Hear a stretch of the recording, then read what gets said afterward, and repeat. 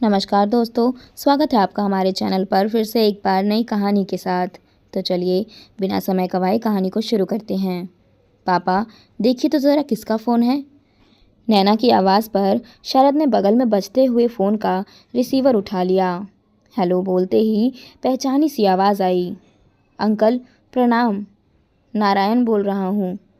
शरद अपने मथुरा वाले घर के किराएदार नारायण की आवाज़ पहचान गए। कुछ कहते उससे पहले ही नारायण एक सांस में बोलता चला गया।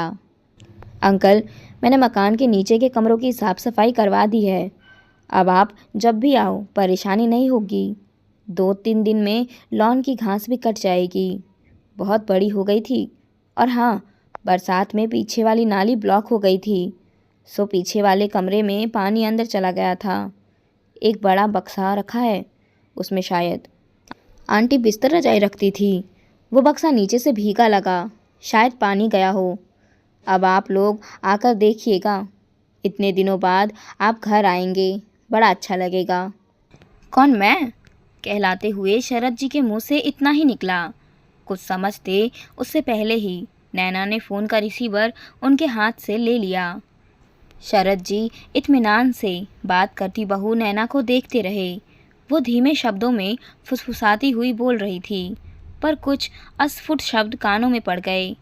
अब तुम फ़ोन मेरे फ़ोन मोबाइल पर करना, वहाँ का इंतज़ाम बढ़िया रखना। पापा आ रहे हैं, कोई दिक्कत नहीं होनी चाहिए। शरद जी को मानो सांप सूंघ गया। उनके घर की साफ सफाई हो रही है, यानी उनका दाना पानी यहाँ से उठ गया है। 10 महीने पहले वो पत्नी शिखा के देहांत के बाद उस सूने घर को किराएदार नारायण के भरोसे छोड़कर अपने बेटे शौर्य के साथ यहाँ आगरा आ गए, पर रम नहीं पाए। 10 महीने बाद भी पत्नी वियोग से उबरकर एक नई जगह पर स्थापित होना उनके लिए मुश्किल साबित हो रहा था। पर यहाँ रहना इतना भी मुश्किल नहीं था कि वो पुराने घर में जाने की बात सोचे, जिसमें शिखा की यादों के साथ अकेलेपन की टीस और वीरानी थी। लेकिन उनकी यात्रा का बाकायदा इंतज़ाम करवाया जा रहा है और उन्हें खबर तक नहीं है। ये जानकर वह बेचैन हो उठे थे। नैना ने रिसीवर रख दिया तो शरद जी ने प्रश्नवाचक नज़रें उस पर टिका दी, पर वो बिना कुछ कहे वहाँ से चली गई।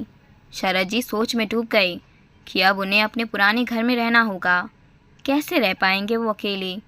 कैसा लगेगा बिना पत्नी के उस घर में जीवन यापन करना?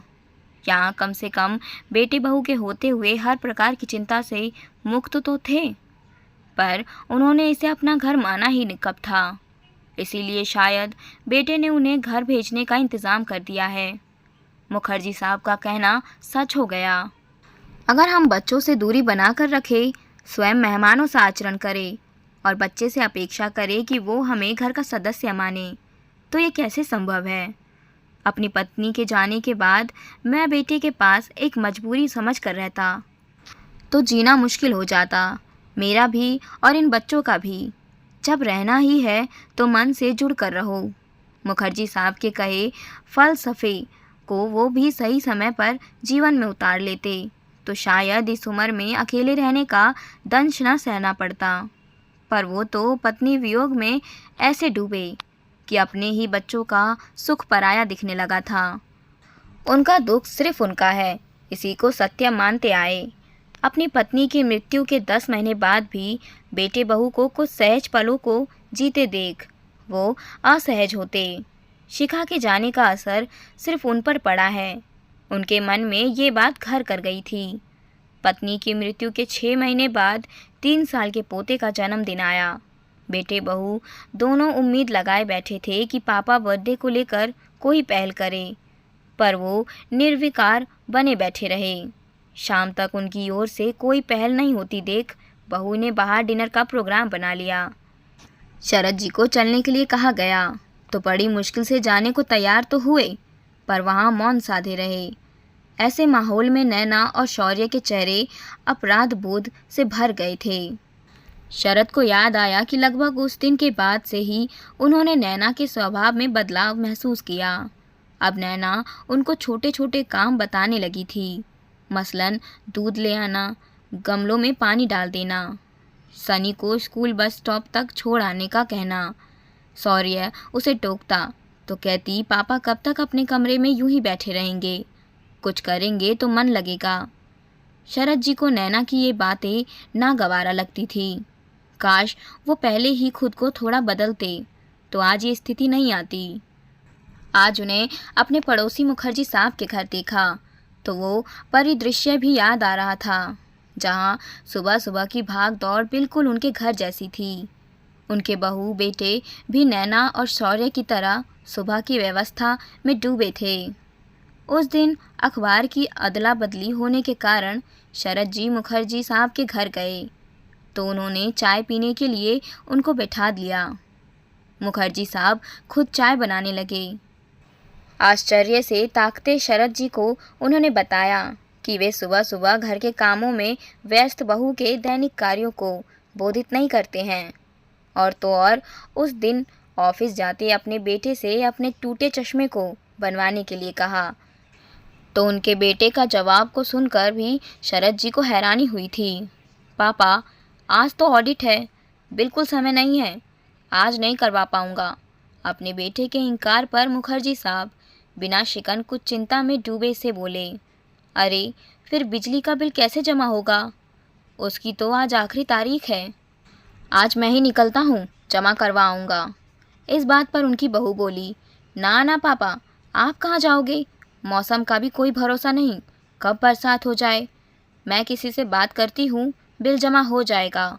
और हाँ, आज मार्केट जाऊँगी, तब आपका चश्मा भी ठीक करवा लाऊंगी। परिवार के इस आपसी वार्तालाप से सयंश की दीवारें खुद ही ढह गई थी। उसका घर का हर सदस्य सहज था, ना कोई शिकायत थी, ना कोई मन आहत। आपसी संवाद कायम था। कहीं कोई मौन, शंका, आशंका दीवारें खड़ी नहीं कर रही थी। शरद जी मन ही मन कल्पना कर रहे थे कि यदि शौर्य उनके किसी काम को करने से मना करता तो क्या होता। क्या वे मन ही मन आहत होकर मौन धारण कर लेते, या फिर अपनी लाचारी पर कुढ़ते। मुखर्जी साहब के व्यवहार से उन्होंने सीख तो ली, पर उस सीख को जीवन में उतार पाने में देर कर दी। तभी तो उनको मथुरा वापस भेजने की तैयारी हो रही है। आदत के अनुसार शरद जी ने आज भी मौन धारण कर लिया था। एक हफ्ते बाद शौर्य और नैना को कुछ तैयारी में व्यस्त देखकर जान गए थे कि उनकी विदाई का समय आ गया है। बेटे बहू उनको भेजने से पहले बताना भी ज़रूरी नहीं समझते। ये टीस लिए वो शौर्य से बात करने के लिए उनके कमरे तक पहुँचे, पर बहू की आवाज़ सुनकर कदम ठिठक गए। पापा की उदासी घर में कैसी बोझिलता भर देती है ना। जवाब में बेटे ने कहा, मम्मी का चले जाना, फिर पापा का मथुरा से आगरा आना, जीवन में अचानक हुए इस परिवर्तनों को पापा अभी तक स्वीकार नहीं कर पाए हैं। सोच रहा हूँ मथुरा जाने वाली बात पापा को बता दूँ। ना ना, कोई ज़रूरत नहीं है। वैसे लगता है कि उन्हें कुछ कुछ अंदेशा है। उस दिन नारायण का फ़ोन उन्होंने ही उठाया था। बेटे बहू के आपसी वार्तालाप को सुन वो बिना कुछ कहे वापस लौट आए। मन में शून्यता लिए वो आने वाली संभावनाओं में डूब गए। दुख का सैलाब मन डुबाने लगा। देर रात तक वे अपनी दिवंगत पत्नी से बातें करते रहे। ऐसा प्रतीत हुआ मानो पत्नी शिखा तस्वीर से निकलकर सम्मुख आ खड़ी हुई हो। शरद जी सिसकी लेकर बोले, तुम क्यों चली गई? ऐसे तो 2 दिन के लिए भी कहीं जाना होता तो 10 इंतज़ाम करके जाती थी। हमेशा के लिए जाते समय मेरा ख्याल नहीं आया। लगा शिखा जी उनके हाथ को सहलाकर बोल रही है, सुनो, तुम शौर्य के साथ ही रहना। सुन रहे हो ना? शरद जी पत्नी से कुछ कहना चाहते थे, पर आवाज़ फंस गई। वो बोल रहे थे, पर शब्द मुंह से नहीं निकले। क्या हुआ पापा? कोई बुरा सपना देखा क्या? शौर्य उनको हिलाते हुए कह रहा था, जल्दी तैयार हो जाइए, कहीं चलना है। कहाँ? शरद जी ने पूछा। तो पल भर मौन रहकर शौर्य बोला, आज मथुरा जा रहे हैं। क्यों? अचानक शरद जी के स्वर कुछ कातर से लगे तो शौर्य सधे शब्दों में बोला, आपका मन यहाँ नहीं लगता है। जिस हालत में आप यहाँ आए थे उसमें ऐसा होना कोई आश्चर्य नहीं है। मथुरा में आपको शांति मिलेगी। आशंका से घिरे शरद जी बहू, बेटे और पोते के साथ अपने घर मथुरा पहुँचे तो विस्मय हुआ। जिस वीरान घर को वो रोते छोड़ कर आए थे, उसमें फूलों और आम के पत्तों के बदनवार लगे हुए थे। पंडित जी को देख वो चौंके। स्वागत करने आए उत्साहित नारायण से पूछा, आज कुछ है क्या? तो शौर्य ने झट से उनके चरण स्पर्श करते हुए कहा, हाँ पापा, आज आपका जन्मदिन है और ये हमारी तरफ से आपको दिया उपहार है, अकेलेपन का। फीकी मुस्कान के साथ शरद के मुंह से ये शब्द निकलते, उससे पहले ही शिखा की मुस्कुराती तस्वीर ने अपनी ओर ध्यान खींच लिया। नैना उत्साहपूर्वक बोली, पापा, मम्मी जी आपके जन्मदिन पर पूजा रखवाती थी।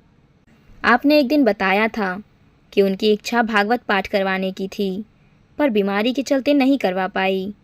आज आपके जन्मदिन से भागवत पाठ का शुभारंभ होगा। अभी मंदिर के लिए निकलना है। फीकी मुस्कान के साथ शरद जी बोले, एक हफ्ते क्या तुम लोग रुकोगे? हाँ पापा, भागवत क्या आप अकेले संभाल पाएंगे? मंदिर में पूजा में रोज़ के ही 3-4 घंटे लगेंगे। रहना तो पड़ेगा, फिर हमारे रहने से आपका मन भी लगा रहेगा। शौर्य की बात पर शरद जी कुछ नहीं बोले। पूजा विधि विधान से आरंभ हो गई थी। भागवत कथा के दौरान शरद जी थक जाते तो नैना उनको घर भेजकर खुद रुक जाती। लौट कर आती तो आश्चर्य होता। शरद जी उनके लिए चाय की व्यवस्था करके रखते। पानी समय से आता था तो वे भर कर रख देते थे, और तो और सुबह टहलते हुए जाते और दूध सब्जी लिए आते। आखिर ये सब बाद में भी तो देखना है, सोचकर वो घर के कामों में हाथ बटाते। पूजा की तैयारी बड़े मन से करते, लेकिन भागवत समाप्त हुई तो शरद जी भावुक हो गए। आंखों में आंसू आने से रोक नहीं पाए तो शौर्य उनके कंधे पर हाथ रख कर बोला, पापा, आपका अकेलापन हमसे किसी भी तरह से छिपा नहीं है, पर अब आपको खुद को संभालना होगा। वापसी की तैयारी होने लगी थी। जो ही विधि राखे राम ते ही विधि रहिए। बुदबुदाते शरद जी से शौर्य पूछ रहा था, पापा, अब चलने की तैयारी करें? हाँ बेटा, अब कब तक रुक पाओगे तुम लोग? चलना तो है ही, शरद जी बोले। तो नैना ने कहा, पापा, हम लोग कोशिश करेंगे कि 2-3 महीने में कुछ दिन आगरा से मथुरा आ जाएं। हमारे लिए भी चेंज हो जाएगा। ठीक है ना पापा? जैसा तुम लोग ठीक समझो। खैर, अपना ख्याल रखना, शरद जी डूबते मन से बोले। तो नैना और शौर्य चौंके। शौर्य ने विस्मय से पूछा, ख्याल रखना मतलब? कहीं आप यहीं रुकने का मन तो नहीं बना रहे हैं? शौर्य की बात सुनकर नैना कहने लगी, कैसी बात कर रहे हैं आप? पापा यहाँ क्यों रहेंगे? फिर हमने वादा किया तो है कि यहाँ महीने 2 महीने में आते रहेंगे। तो क्या, मैं भी चल रहा हूँ? शरद जी की आवाज़ में खुशी से कांपी। तो नैना अपने सिर पर हाथ रखती हुई बोली, पापा, डाउट क्या है इसमें? सब मौन एक दूसरे के मन में हुई गलतफहमी को पढ़ रहे थे। तभी नैना संजीदगी से बोली, पापा, जब तक मम्मी आपके साथ थी हमें तसल्ली थी कि एक दूसरे का ख्याल रखने के लिए आप दोनों साथ हैं, लेकिन अब आपके अकेले रहने की बात तो हम कभी भी नहीं सोच सकते। मम्मी के जाने का दुख सिर्फ आपको ही नहीं, हमें भी है, लेकिन हमें अब आपकी चिंता है। यूँ दुखी रहने से आप डिप्रेशन में चले जाएंगे। हमने मम्मी को तो खो दिया, पर आपको नहीं खोना चाहते हैं। पापा, प्लीज़ मम्मी की खुशनुमा यादों के सहारे खुश रहने की कोशिश करिए। उन्हें खुशी खुशी याद कर हमारे बीच उनको ज़िंदा रखिए। एक बात समझ में नहीं आ रही है, ये बात आपके दिमाग में कैसे आई कि हम आपको यहाँ छोड़ जाएंगे? शौर्य अब भी उलझन में था। उसके प्रश्न पर शरद जी कुछ संकोच से बोले, अब क्या कहूँ बेटे, शायद मैं खुद को तुम लोगों के संग जोड़ नहीं पाया। मैं अपने में मैं के संग जीता रहा। चलो छोड़ो ये सब, जो हुआ सो हुआ। हम आपके जन्मदिन को ख़ास तरीके से मनाना चाहते हैं, जिसके लिए शायद आप राज़ी ना होते, इसीलिए आपसे साफ बात नहीं कर पाए। नैना के कहते ही शरद पोते के हाथों को स्नेह से थाम कर बोले, चलो चलो, अब निकलना भी है, देर करना ठीक नहीं। और नैना बेटी, खाने के चक्कर में मत पड़ना, सब कुछ बाहर मिलता है, बाहर ही खा लेंगे, कहते हुए शरद चलने की तैयारी में जुट गए। घर से बाहर जाते समय बैठक में लगी पत्नी की तस्वीर को शरद जी ने निहारा तो नैना ने झट से तस्वीर उठा ली। फिर अपने ससुर को थमाते हुए बोली, पापा मम्मी को साथ ले चलिए। जब हम सब यहाँ आएंगे तो मम्मी जी को भी साथ लेते आएंगे। उसकी बात पर जिस तरह से शरद जी के चेहरे पर सुर्खी आई, उसे देख नैना और शौर्य दोनों हंस पड़े। शरद जी ने गाड़ी में बैठकर तस्वीर की ओर देखा तो लगा शिखा मुस्कुराती हुई कह रही है, आज इतने दिनों बाद तुम्हें देखकर अच्छा लग रहा है। मेरे बच्चों का ध्यान रखना, ये मेरी ही तो निशानियां हैं। पत्नी की बात शरद जी के दिल में उतर गई। धीमे से सबकी नज़र बचाकर उन्होंने पत्नी की तस्वीर को सीने से लगा ली और मुस्कुरा पड़े। मैं के संकीर्ण दायरे के बाहर की विस्तृत दुनिया देख आज वो खुद को हल्का और प्रसन्न महसूस कर रहे थे।